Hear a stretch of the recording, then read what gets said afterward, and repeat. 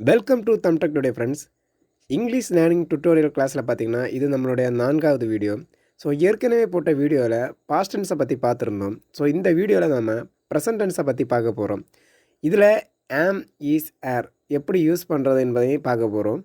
Present tense அதாவது நிகழ்கால செயல், அதாவது பார்த்திங்கன்னா நடந்துக்கிட்டு இருக்க ஒரு செயலையோ நிகழ்வையோ பற்றி பேசுகிற வாக்கியத்தை தான் ப்ரெசன்ட் டென்ஸ்னு சொல்லுவோம்.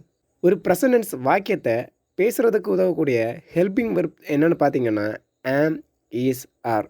சிம்பிளாக உங்களுக்கு ஒரு எக்ஸ்ப்ளனேஷன் தரேன், ஒரு 2-3 வாக்கியத்தை எக்ஸ்பிளைன் பண்ணுறேன். ஸோ அதுக்குள்ள மீனிங்க்கே நான் சொல்கிறேன். ஸோ இதில் எப்படி அந்த ஹெல்பிங் வெர்ப் யூஸ் ஆகுதுன்னு பார்த்துக்கோங்க. இட் இஸ் எக்ஸ்பென்சிவ், அது விலை உயர்ந்தது. தே ஆர் அட் ஹோம், அவர்கள் வீட்டில் உள்ளனர். ஹீ இஸ் ஆன் லீவ், அவன் விடுப்பில் இருக்கிறான்.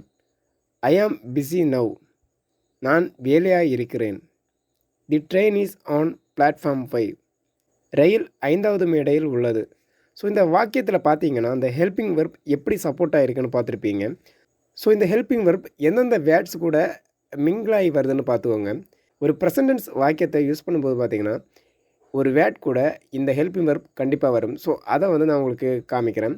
ஸோ இதை நீங்கள் மைண்டில் திங்க் பண்ணி கொஞ்சம் வேர்டை நீங்கள் கன்யூஸாக ப்ராக்டிஸ் எடுத்தாலே போதும், உங்களுக்கு சிம்பிளாக ப்ரெசன்டென்ஸ் வாக்கியம் வந்துடும்.